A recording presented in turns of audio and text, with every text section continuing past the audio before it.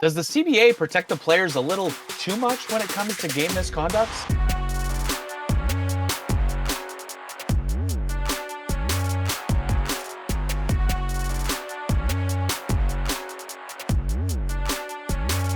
What's up, everyone, and welcome to another episode of the Pucked Up Podcast. First off, I want to say happy holidays, and guys, this is going to be the last episode of the 2025 year for the Pucked Up Podcast. This is wild.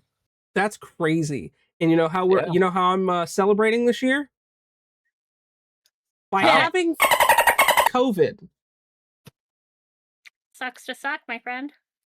Yeah, literally just tested positive. So we're doing great over here, y'all.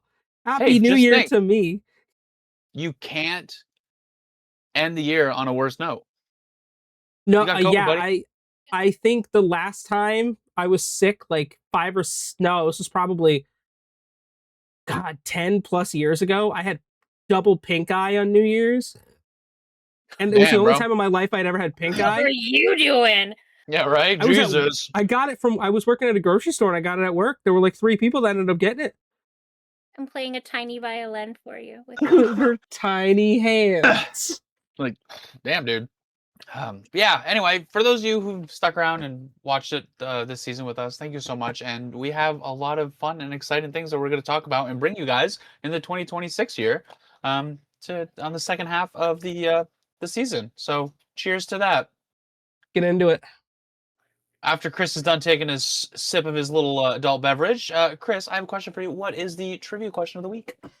Okay, so let's see here. I had it too. Where the fuck did it go? Oh. The fastest hat trick in NHL history was scored by a man named Bill Mosienko. How fast was it? I got some multiple choice for you. 21 seconds, 28 seconds, 35 seconds, 42 seconds. Okay. Interesting. Well, for those of you who noticed, Dee is not here with us today.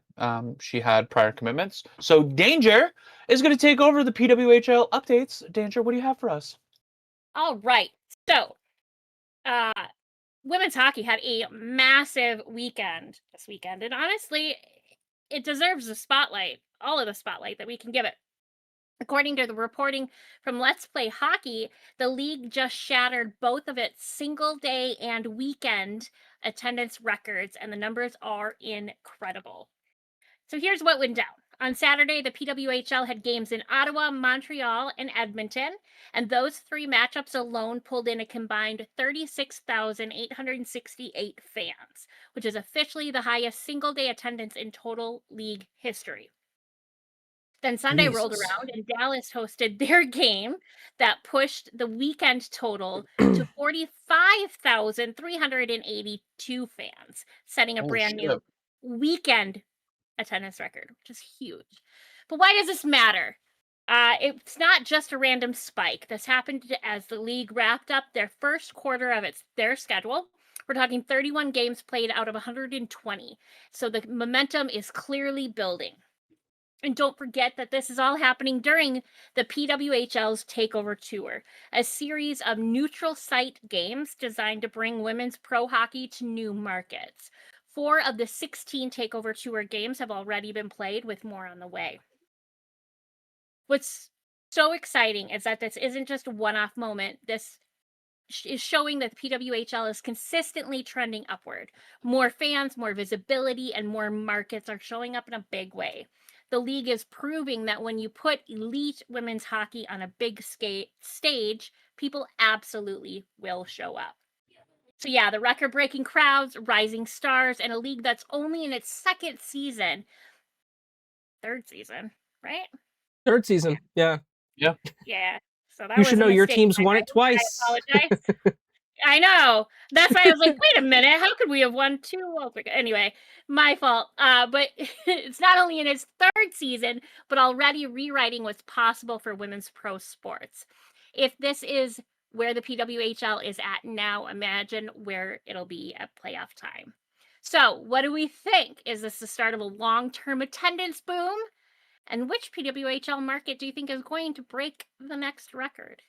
Is my question. So answer those down in the comments for me, please. I will say I have watched a bunch of PWHL this year, and the games have been phenomenal. I watched a couple over the weekend too. So, yeah, listen, we all love the ladies around here, and that league is impressing us completely. I think at this point. Yeah.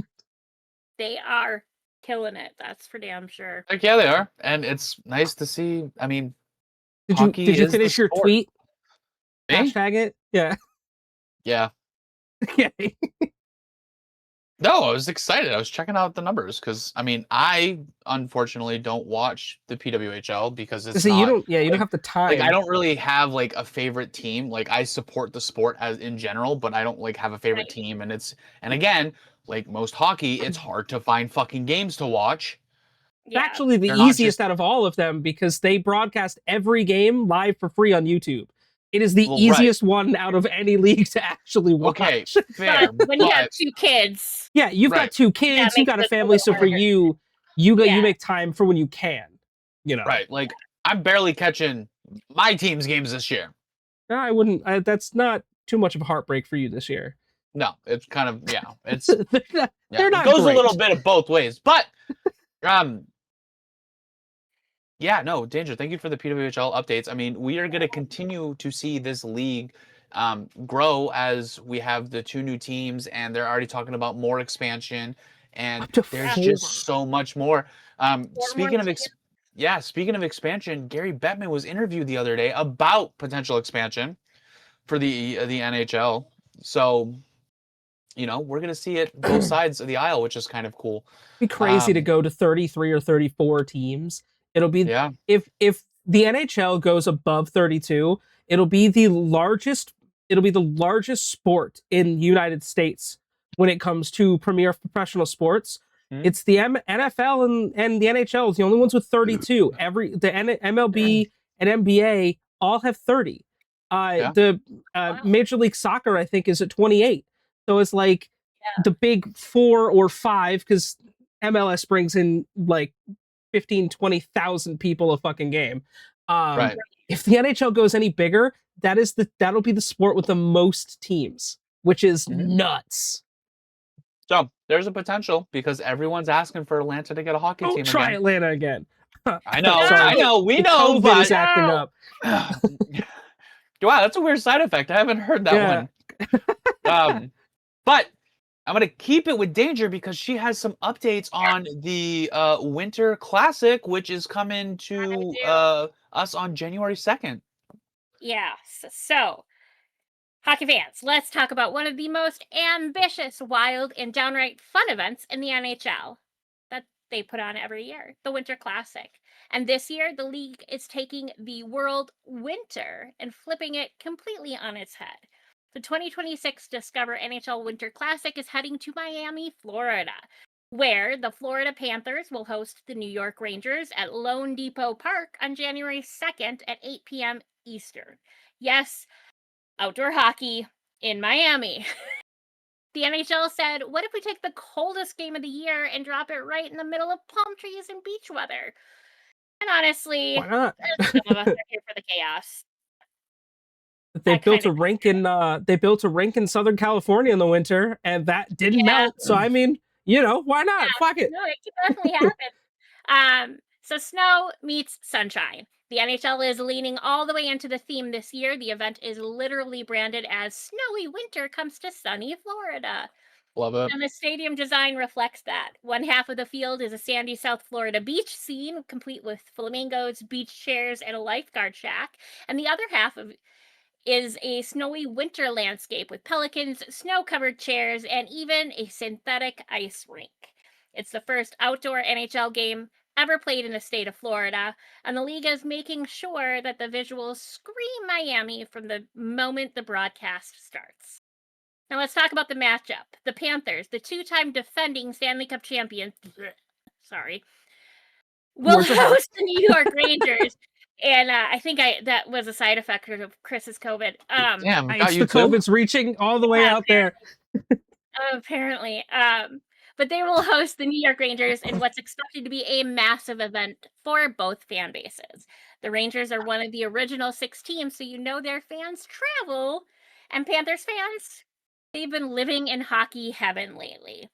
Plus, the NHL is rolling out a full day of festivities. The Enterprise NHL pregame kicks off at 2 p.m. outside the ballpark with family-friendly games, attractions, and photo ops with the Stanley Cup, and a live concert leading to the puck drop. One of the coolest parts, literally, is the engineering behind this. The NHL is installing a full regulation rink inside a baseball stadium in South Florida. They're using portable refrigeration units and climate control to keep the ice stable, even with Miami's humidity and heat. And yes, the NHL has confirmed that it will snow inside the stadium. Miami is getting a winter storm for one night only. That's cool.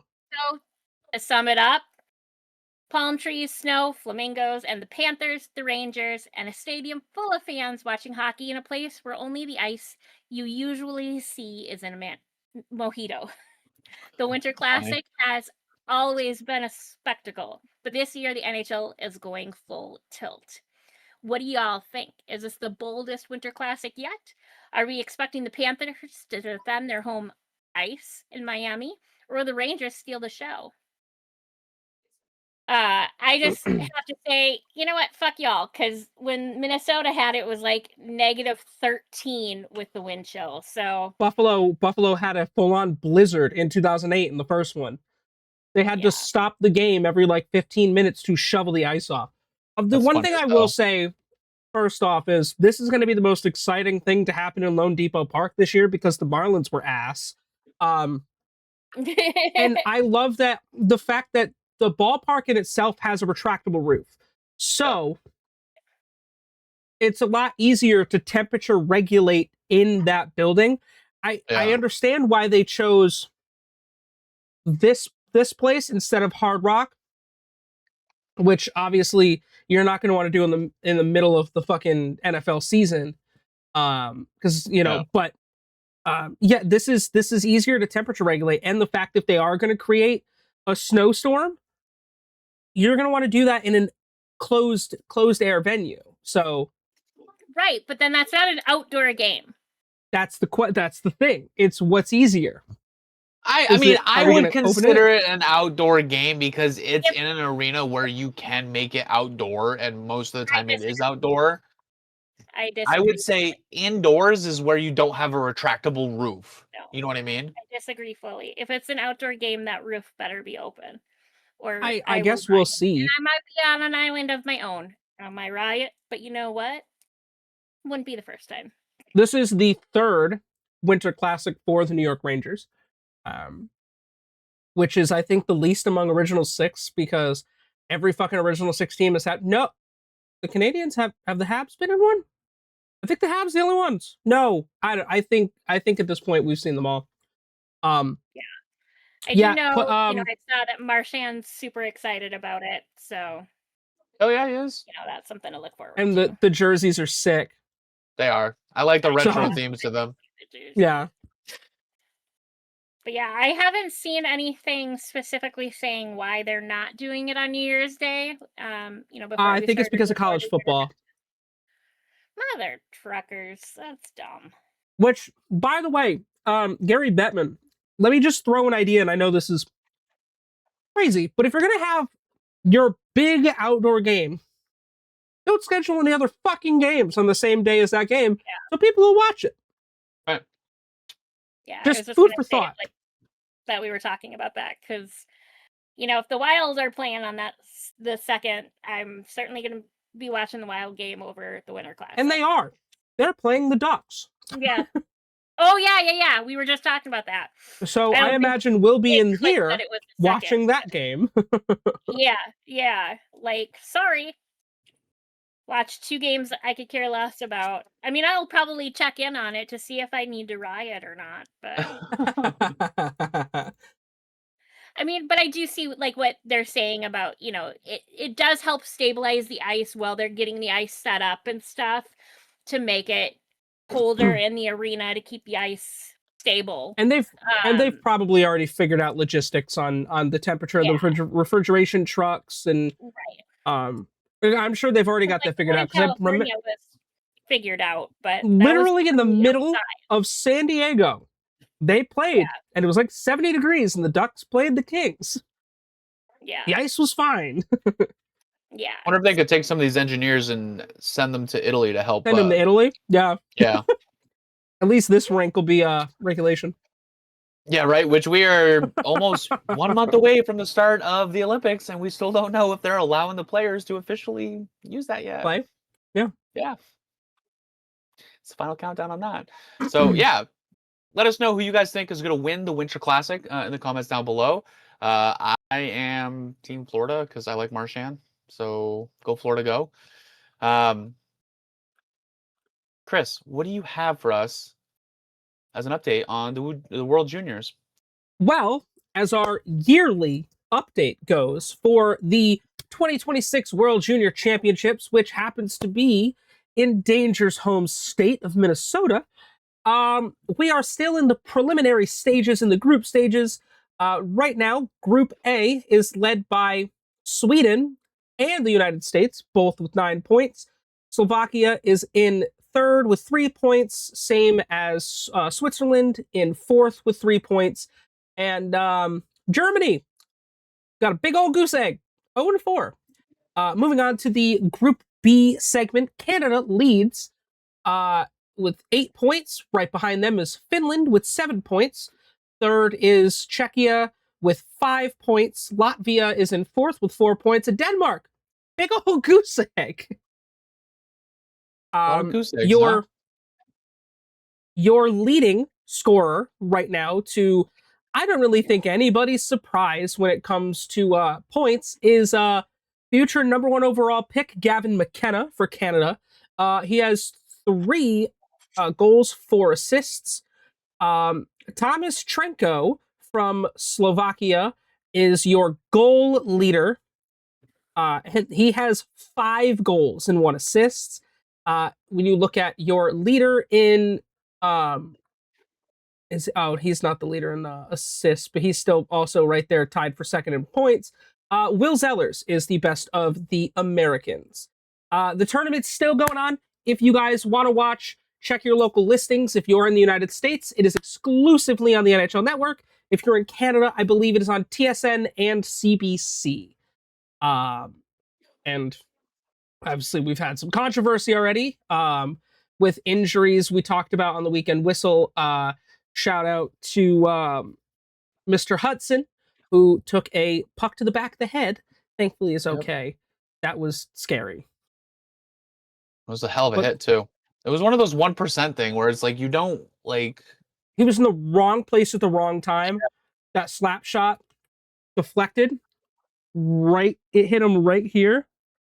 And he's out of the hospital. He's doing all right, so that's all we can ask for. But at this point, it's Gavin McKenna's fucking show, and we're all just here to watch. So speaking of the World Juniors, there's a little bit of controversy on whether or not Canada was in the wrong for skipping shaking hands against Czechia after beating them 7-5.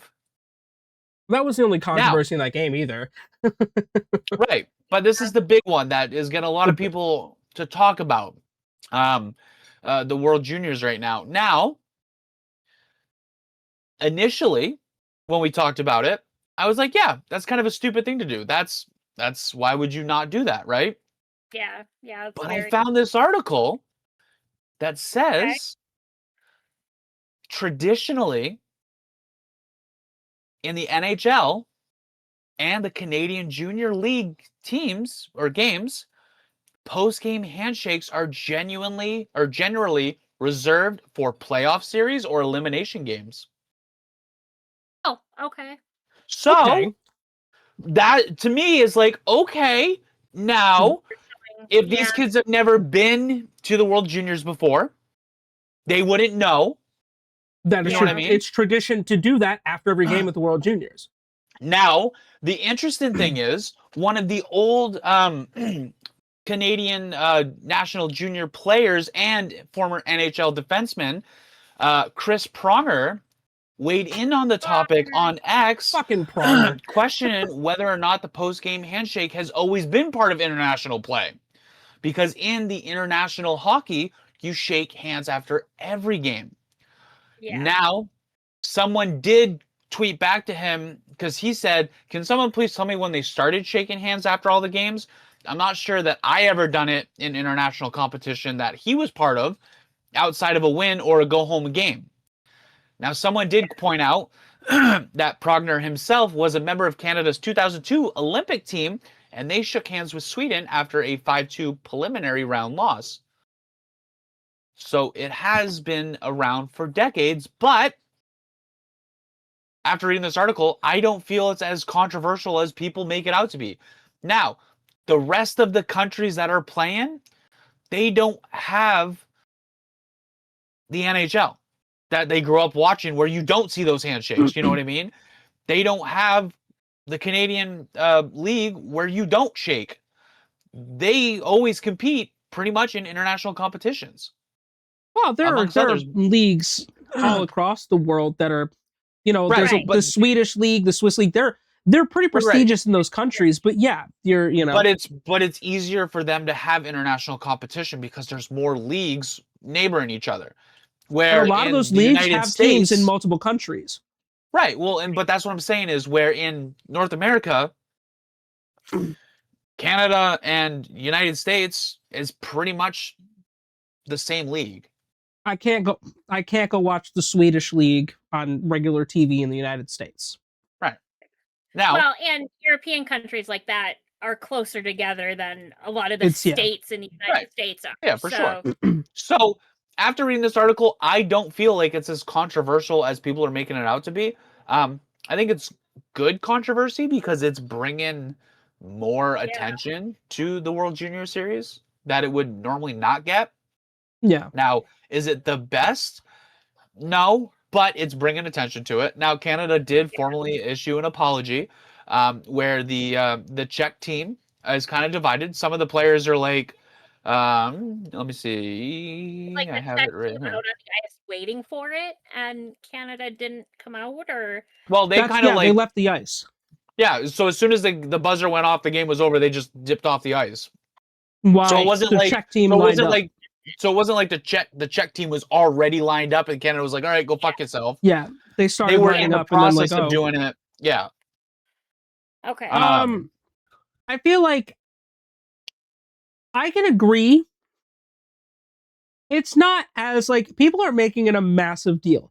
It is disrespectful. If it's a tradition and in friendly play, it's disrespectful. Is it the worst thing to ever happen? No. Sure. There was something that was arguably more egregious that happened in this game that I'm sure we'll talk about in a minute, but it's like it's disrespectful in the fact that they're like, all right, you know what, we'll just issue an apology. They didn't blow it out of proportion. It's over and done with. And I love Chris Pronger, former Duck, but like my man's had a lot of concussions, so his brain don't work too good no more. I was gonna say he used to be such an asshole on the ice too sometimes. Well, so here's the thing. So I found the two players from the Czech team. One of them is forward Adam Novotny. I definitely pronounced that wrong. Who is projected to be a top pick in the 2026 NHL draft. He said, actually, I thought that we weren't supposed to shake hands either, so I didn't really think about it at all. He goes, and then I saw on social media that they apologized, but it's no big deal. But on the other hand of it, you have the Czech captain, Pietrov Sikora, who said, yeah, it was no respect. This is not hockey. They apologized, but never mind. And I'll be like, you know what? To be fair, you don't know what hockey is. Canadians invented it. So sit down and relax, buddy. Okay? Like, yeah, dial but their it hero back. is Jaromir Jagr, so like, right, pretty good hero to have. But that just goes to show that even players on the Czech team didn't even realize that you had to shake hands. Yeah, so it's not that big of a deal. It's a wishy-wash thing. Like in retirement games or like big games, and then I think in playoff games it needs to happen. But at least in the final game. But like I've seen lots of videos. Recently, it was the video of Ovi bringing a bunch of the Caps players back out with the last time they played the Wild with Fleury, Yeah. so they pay their respects to Fleury. And so like that stuff I think offends me more than a World Juniors game. Right. Well, and something like this is a clear example that it's the coach and staff who need to make sure that the players respect the traditions and the expectations of international play. Because again, if you have players on the Czech team who didn't even know that they needed to shake hands, you can't get upset at Canada. You Right. can't. No. Right. You can know get what I upset mean? at Canada's coaching. You can't really Now- get upset at the players in that. Now, if they skated past the Czech team, who was already lined up to shake hands, and blew them off, yes, that was done with intent. You are assholes. You deserve the negative, attention in the media. That's This was just a reasonable, yeah. misunderstanding, and someone got upset because the Czech team lost, and then they decided to blow it out of proportion and make it look like Canada's a bunch of self-entitled assholes. If it were any other international play besides the Olympics, this wouldn't be a big deal. But because of how prestigious the World Junior Championships is, it's one of the oldest international competitions for hockey. Because of how prestigious it is and how much it's publicized and it's watched, that's why it's a big deal to people. And I understand. But it's like, Now, Canada did go on to beat Latvia 2-1 in overtime, and they stayed on the ice to shake hands. Yeah. So it's a small thing in an international competition that someone decided that they wanted to blow out of proportion for whatever friggin' reason. But like Chris said, something else happened to this game that was far worse than that people should have paid attention to. Chris, what was it? So, speaking of Adam Novotny from the Czech team, he was involved in an incident that the closing minutes of the game, Canada player Porter Martone scored an empty netter.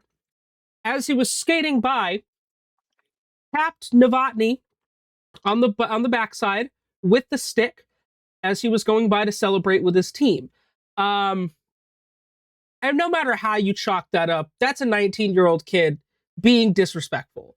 Heat of the moment, you're winning. That's a whole different story. That's a kid. You are drafted. You are in the. I don't know. I don't believe he's seen time with the Blackhawks this year, but he plays in the AHL for the Blackhawks. Brother, you got to be better. That's a totally different. That is something that his coaches need to be up his ass about. He did apologize, and I believe Novotny responded, said it's fine, but it's like that's far more egregious in my opinion, because that was absolutely done with intent to like intimidate, try to get a rise out of him. That's a good way to get knocked the fuck out. And the Czech players, we all know, they don't play. Yeah. I was going to say, the only time you really see that when it's two teams, opposite teams, is when the guys have played together before. Then you'll see it stick to the in the game, past. it's been chippy. That's when you see something like that. Yeah. Or they're just, even before the game starts, sometimes you'll see it because, like they enjoy seeing each other. They have that brotherly relationship already. Yeah. Or they've been so protected that they couldn't lay each other out that they want to finally get a chance to do it. Yeah. Yeah. I'm assuming these two gentlemen don't have that relationship with each other to where it's an acceptable thing to do. And like Martone is 19. We were all shitheads when we were 19, but this is a very important learning lesson, because if you do that in the NHL to someone like, let's say he does that to like Tom Wilson Wilson's gonna fuck you up. That's you're gonna learn real fast. Yeah. Like that's a lesson you shouldn't learn the hard way. Yeah. So in my opinion, that's far more egregious, and that absolutely like needed to be addressed, because it's like, Porter, you're young, you're talented, but dude, you cannot do that, because you're gonna do that to the wrong person, and they're gonna fucking beat your ass. It's just, that's real, Absolutely, as you should. Yeah. Well, so that was enough about what's going on internationally in international hockey. Wow, that was a mouthful for me. There you go. You got there though. Sorry. You I had got a lot that. of chocolate on the little break we just took. Like a lot of chocolate. Man, I want chocolate. We have so much of these Lindor chocolates, and they're all different flavors, and I haven't tried some of them. I want to get Like, chocolate I just wasted. tried, like, ones are my favorite. which ones? The white chocolate, the blue ones. Oh, yeah, I Those didn't are try that good. one. Oh, this is coconut. Ooh. You can't really see I'm it. a It's coconut fan. yeah, it's coconut. I love coconut. I love almond joys. Are like one of my favorite candy bars. I like Kinda mounds weird. because I can eat a mounds.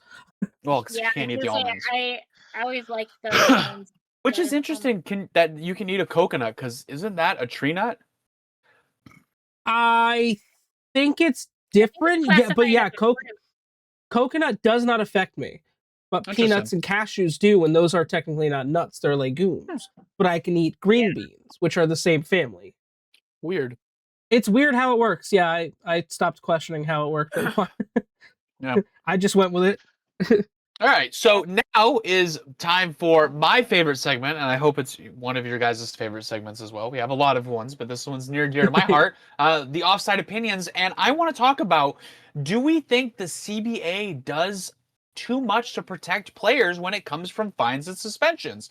I want to specifically talk about the Barzal hit on Marshman that happened a couple days ago, Which you can see on screen right now. Yeah. So for those of you who don't know, Marshman kneed Matt Schaefer.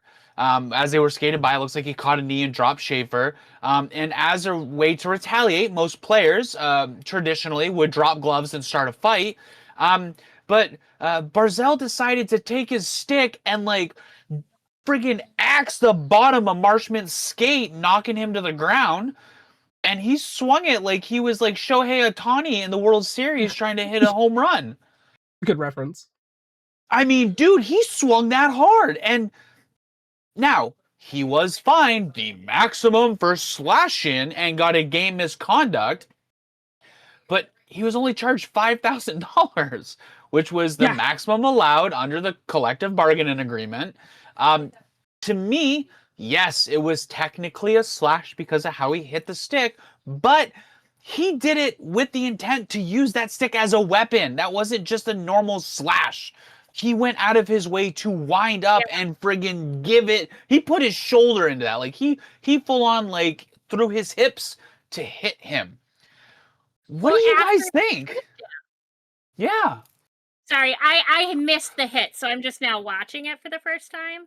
Oh, sorry, I would have sent you the link. This is not the first time that Matt Barzal has been ejected from a game for game misconduct. Let's not forget 4 years ago against the Tampa Bay Lightning when he blatantly cross-checked Jan Ruda right across the fucking face. Yeah. For literally no reason. It was one of the most blatant things for no fucking reason. So, like, him losing his temper, while it doesn't happen often, not the first time Matty's done something stupid like this. Now, obviously, after he slashed Marshman and Marshman dropped, I can't see his name. You have the player on the other team. He got his ass beat. Yeah, he did what you're supposed to. He dropped gloves and went fisticuffs to him. That's how you handle something like that. You know, again, whether Marshman did it or not, like watching the knee, like you can't really see it. But Schaefer did drop pretty hard. He had some speed on him. And the problem was, from the angle they showed, there's no way to tell if it was intentional. If the quick blur that you saw, it looks like Marshman. Because it was right off camera. Place. Yes, yeah, it was right off Schaefer camera, so you don't really see it. But again, Barzal was assessed a major penalty. And a game misconduct for slashman, right? So, but to me, this is too much. I think, and this is my offside opinion, he should be suspended. I agree. And dock his pay. Now, I agree. How many games? I don't know. At least two. At least two. But yeah, a minimum of 2, I think, would teach him a lesson and kind of calm his temper. Now, like you were saying, this isn't the first time he's been thrown out of a game, but we're starting to see a lot of players when their tempers go wild. Right. They just do whatever the hell they want. Look at what we had last year with friggin' Matt Rempe. He was a violent player. I mean, you look over the years, Tom Wilson has had his fair share. Yeah. Jacob Trouba, Nick Cousins, a bit. Brad Marchand. Cousins is the one we Marchand's talk had about his a lot. moment, but has calmed down like Wilson Yeah. has. You know, and like, who did we play? I forget who we played the night I watched with Matt. We lost to them in overtime. But anyway, that they were calling everything on both teams. At least was being called even. And then the third period came, and it was like they were calling nothing. And, you know, by the third period, that's when the guys are the most chippy. You know, Yeah. Oh yeah, because you've already Especially if spent they're you've already losing, spent yeah. 40 minutes beating on each other, and yeah, you're gonna. well, yeah, and we weren't losing at that point. You know, the Wild weren't. But then they tied it up in the third. Or no, I think we ended up. They didn't let them score until overtime again. Yeah.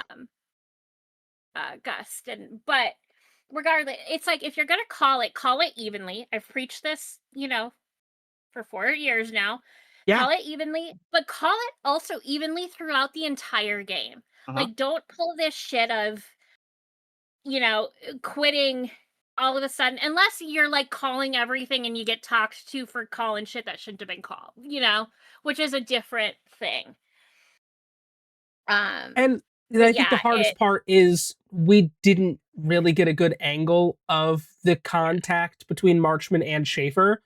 So it's hard, right? Because it's like, your opinion is what you're saying is dead on, but it's well, like it also it's like hard to see, you know. Marchman before he slashed him, unless that was a different player.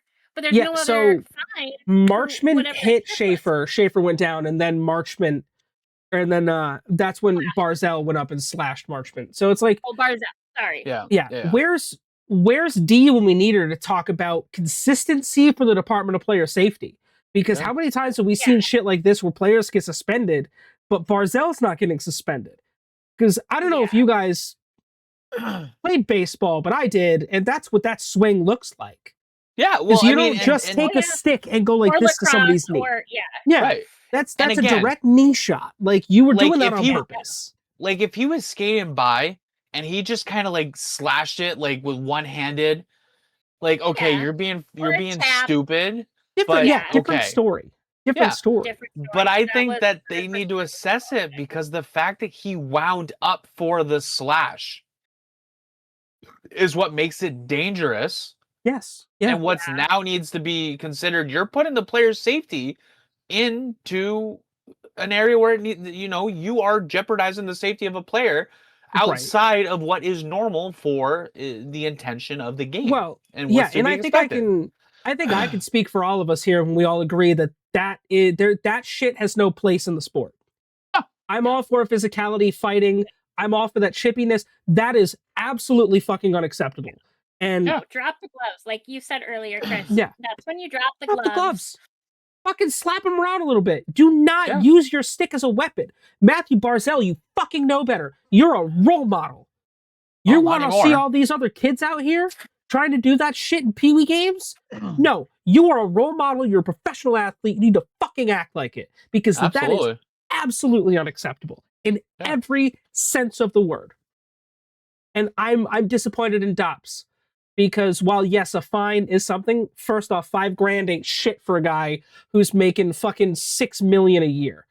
Well, and that's the thing is, if he got the game suspension, he would lose pay greater than $5,000, and that would make more of a dent to him, to be like in the back of his head, like, maybe I shouldn't do this, because I just lost like $30-something thousand or whatever it would be per game. Maybe I shouldn't do this. That was expensive last time. Yeah, absolutely.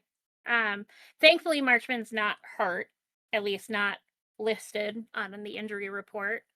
So you ended up lucky there. I'm sorry, I misspoke. You're Matthew Barzal, you're making $9.15 million a year. You're a top player. You should know better. Act like it. Even more so, you should fucking know better. Yeah.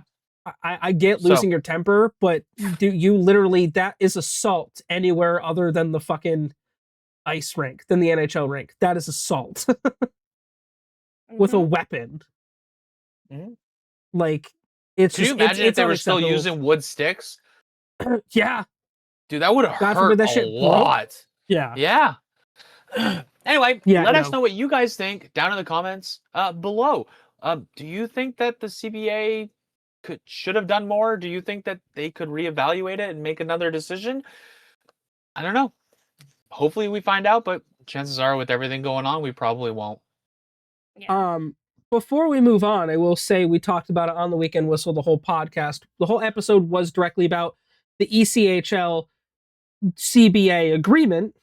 That, as of today, as of time of recording, has officially been ratified. So players will be returning to their teams and they will be reporting for games. There were 41 games forfeited or canceled or postponed. In total? Jesus. Yeah, because when we recorded the Weekend Whistle, there was only what, 25? On Sunday. Yeah, they were waiting for the things to be ratified. So it has officially been ratified. If you guys want to hear all about our thoughts on that, go check out this week's episode of the Weekend Whistle. Most of the episode was in fact just our thoughts on the whole CBA thing. Which we were obviously talking about that with the offside opinion. So nice to slide that in there. Congratulations to everyone for getting that done. So return to hockey. Speaking of injuries, Danger, what do you have for, I mean, I know we kind of talked about a few, so sorry for the spoilers, but what do we have for injuries and fines and suspensions? So let's talk about the fines first, because we've had 6 since the last time we recorded. No suspensions, but December 19th, Frank Vetrano from the Anaheim Ducks was fined for unsportsmanlike conduct against Jason Robertson. And that was the maximum of $5,000. Sorry to make my window bigger. On the 20th, Matt Grzelcyk from the Chicago Blackhawks got fined $2,604.17 for cross-checking Tim Stutzel. On December 22nd, Ross Johnston from the Anaheim Ducks was fined $2,864.58 for roughing Ty Katari. Yeah, another unnecessary fucking Ducks. Get your shit together. Yeah. On December 27th, Anton Lundell from the Florida Panthers was fined the maximum of $5,000 for high-sticking Jake Gensel. Also on the 27th, Scott Sabarone, whatever, from Tampa Bay Lightning was fined $2,018.23 for slashing Nico Mikkola. And on the 28th, Matthew Barzal from New York Islanders was slashing Mason Marchment, which we just talked about, and was fined also the maximum of $5,000, bringing the total for fines for the year or season thus far to $188,449.65. Damn. So, and that all goes directly to the player assistance fund. So I mean, that's not bad to have, but a good thing. And I think last season by this point we were like at 1 million. I think we were close to 1 million at this point, yeah, because a lot of people got suspended. There's a lot of money. I was disappointed in Vetrano for that behavior. Ross Johnston, that's classic Ross, but Frank knows better. That was, I think I had posted it in either this or the Instagram chat, and I just disappointed. Do better. Because get your shit together. You know better. Going on to injuries, starting with Anaheim, Frank Vetrano is listed as day-to-day with an upper body injury, and Radko Gudas with an illness listed as day-to-day. For Boston, for Boston, we have Tanner Janot, undisclosed, listed as day-to-day. Syphilis bus. Jordan Harris with an ankle injury on IR, expected to be out until at least January 3rd. Sorry, I have to make this bigger again because my eyes fucking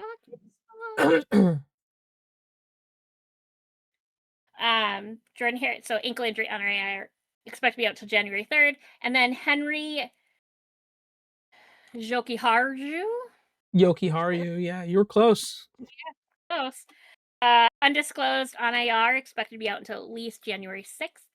For Buffalo, we have Alex Lyon, lower body listed as day-to-day. Tyson Kozak, upper body listed as day-to-day.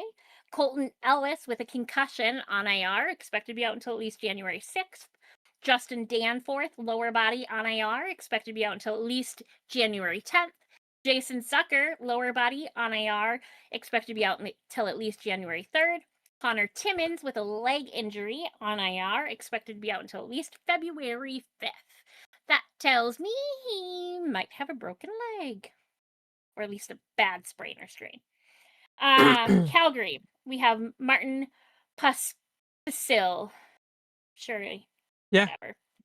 Undisclosed on IR. Expected to be out until at least January 25th.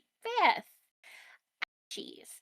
Another ouchies for them is Drake Bean, also undisclosed on IR. Expected to be out until at least February 26th. For Carolina, we have Shane Gustbehere.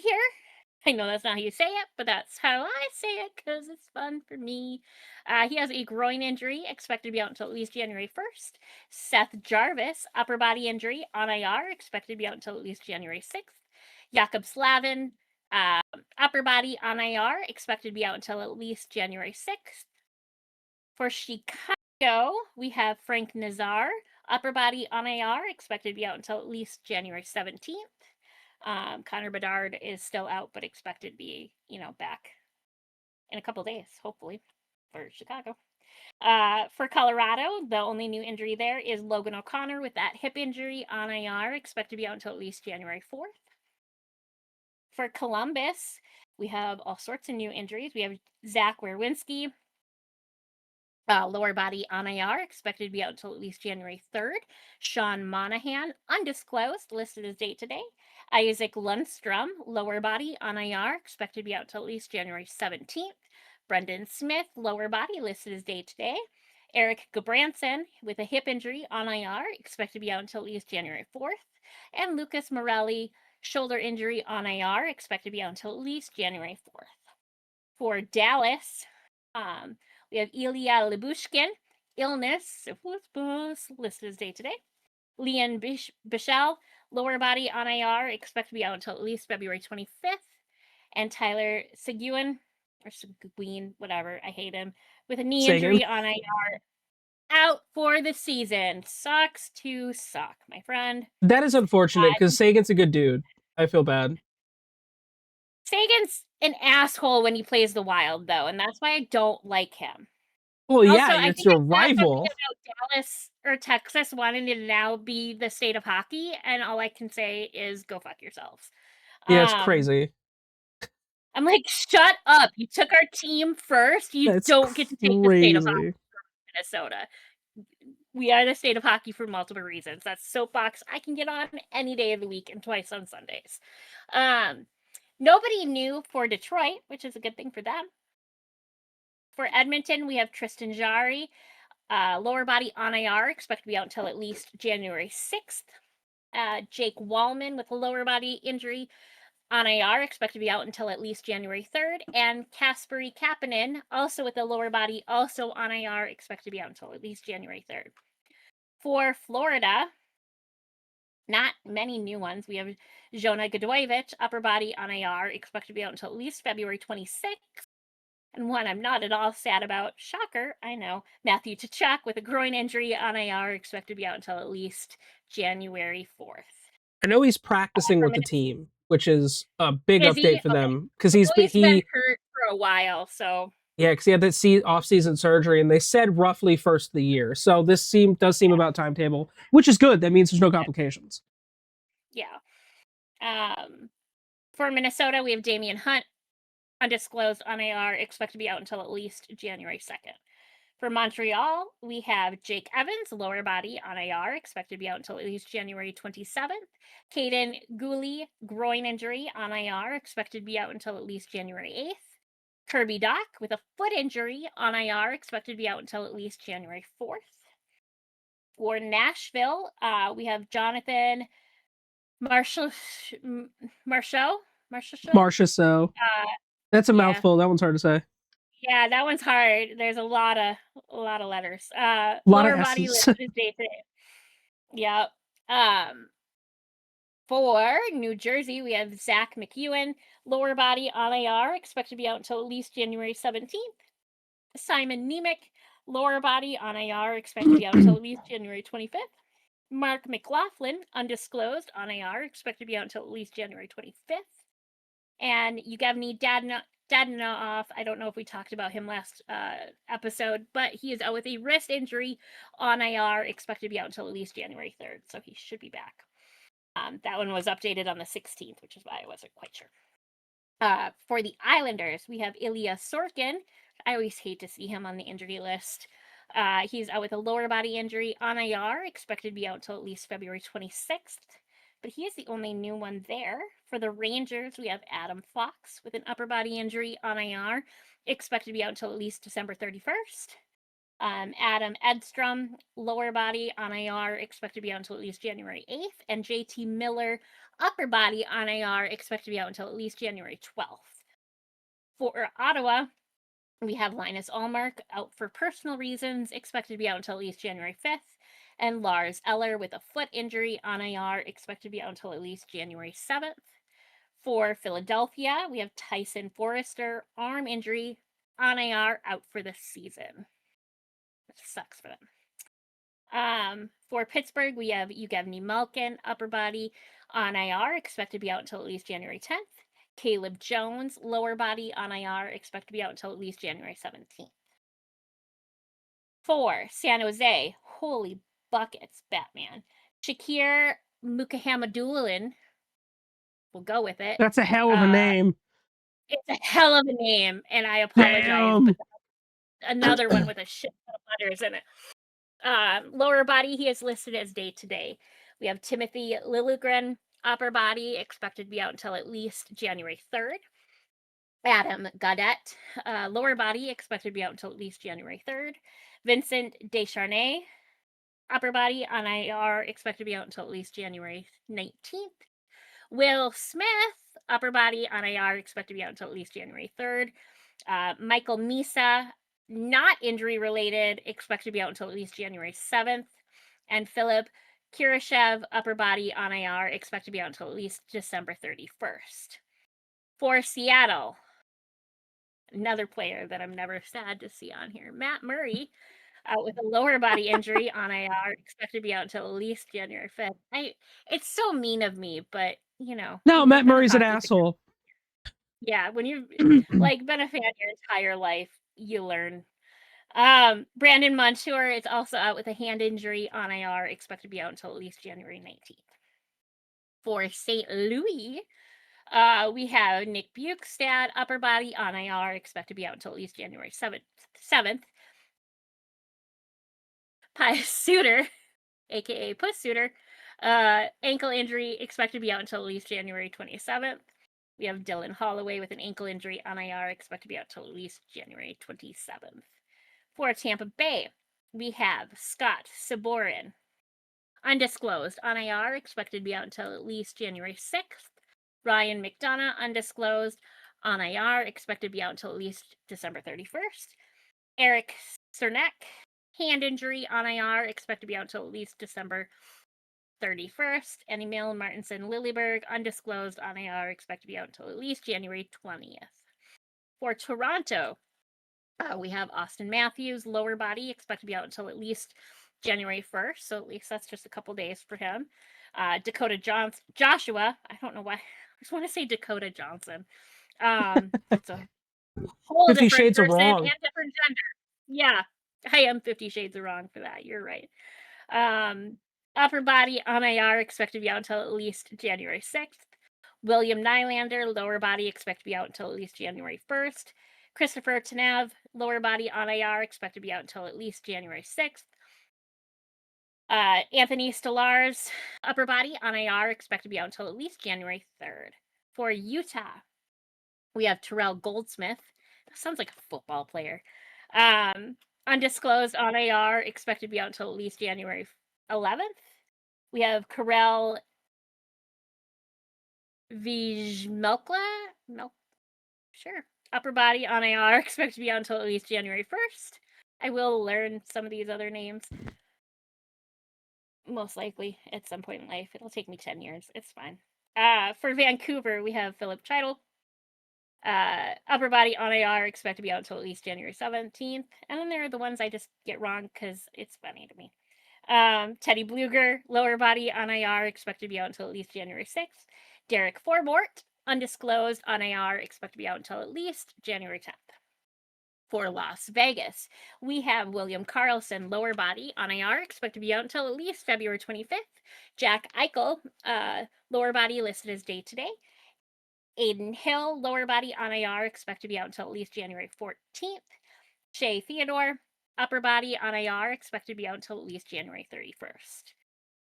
And nobody new for Washington, so the Caps are doing well with it. Yeah.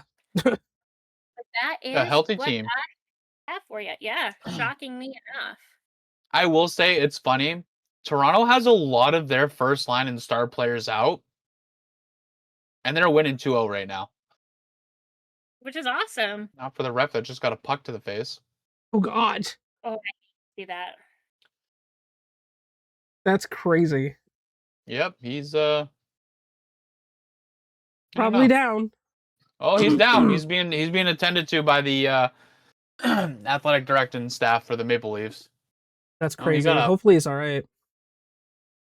Yeah. That's awful. Fuck. And they're bringing him out back, so they're not showing anything. I don't see any blood, but that's still never been hit in the face with a puck. It sucks. Nope. Charlie McAvoy has. Charlie McAvoy got fucked up by a puck. Anyway, well, thank you for all those injuries, fines, and suspensions. Hopefully, the new year brings good health to all those players because some of them and their teams really need it. All right. Well, Chris, who do you got for our obscure player of the week? Well, as we rounded out for our obscure NHL player of the week. Hold on, I'm trying to find it. I'm so used to Dean doing this. Hold on. I know Dee's not here. Hold on, where's it? And I'd fuck up our cameras if I do it. There you go. Thank you. Okay, cool. I had to figure out where the hell it was. I've never been gifted that responsibility before. You did well, son. Proud of you. Thanks, Dad. It's like things my dad never said to me. That got real for like way too fast. Today, our player is the name. He goes by the name of Richard Coutu, born 1951 in Montreal, Quebec, Canada. This left-handed goaltender, we know Danger loves her goalies, was drafted 117th overall in 1971 by the Minnesota North Stars, which made him the final pick in that draft. That sucks. That's Mr. Irrelevant. He never really suited up. By that I mean he never fucking played a game in the NHL. In fact, between 1974 and 1976, Coutu played 24 games in the World Hockey Association with the Chicago Cougars and Cincinnati Stingers. His career record in net is not great. 9-13-1 with a 4.11 goals against average. Jesus. Let's dive into Richard Coutu a little bit here. Let's see. He had a save percentage. Does it not give me a save percentage? That's crazy. He had 97 goals against and 648 shots faced. He played 2 seasons with Chicago, 1 with Cincinnati, to which he effectively retired. And there's no fucking news in the guy. So that's all we know about Richard Coutu. But shout out to you who's made the Hall of Obscure Players. Congratulations. All right, Chris. What's your trivia answer? All right, so I will ask the question again. Bill Mosienko holds the record in the NHL for fastest hat trick. What was, or how quick was it? Here are your multiple choice: 21 seconds, 28 seconds, 35 seconds or 42 seconds?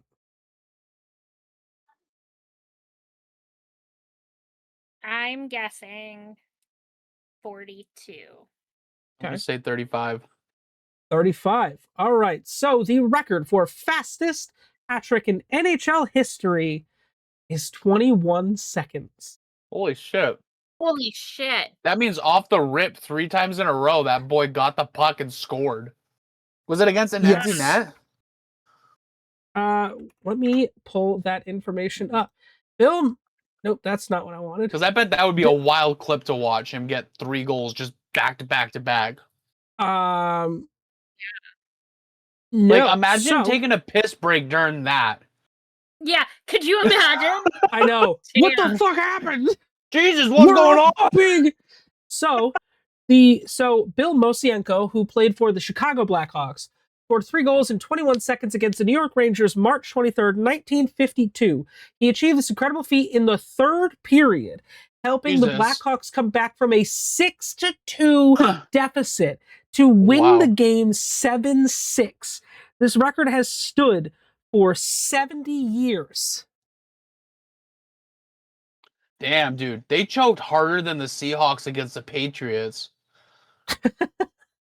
Is Sorry, that not New the England fan. craziest fucking stat? That's wild. Yeah. Shout out to Bill Mosienko, who has a record that I don't think's ever going to be broken. I don't think so. Unless you have no goalie in net. That's not how the NHL works anymore. No. Not at all. That's But- fucking insane. Chris, thank you for that. Danger, thank you for everything you brought today. I love when it's the 3 of us. I miss D, like we all do. But it's nice when the 3 of us can clown around and act like the delinquents we are. Literally. When mom's away, the kids will play. In my defense, we were left unsupervised. We were left very unsupervised. So, from all of us here at Pucked Up, I want to say Happy New Year. Let us know in the comments down below. What are your New Year's resolutions? What do you hope your team's New Year's resolutions are if they suck as bad as mine? Well, mine's heading directly yours because we're 6-8 this month. You Not guys are going doing good. I'm great. proud of you. Yeah, we're doing real great. We went from leading our division to 3rd in our division. And Danger's like, yeah, we could take a month off and still qualify for the playoffs. Yeah, dude, they're the 3rd best team in the NHL right now. Fucking yeah! But anyway, Trust me, that's the end of you this have fun episode. Right, you have to. Absolutely. That's the end of this episode. That's the end of the 2025 season, or 2025 year.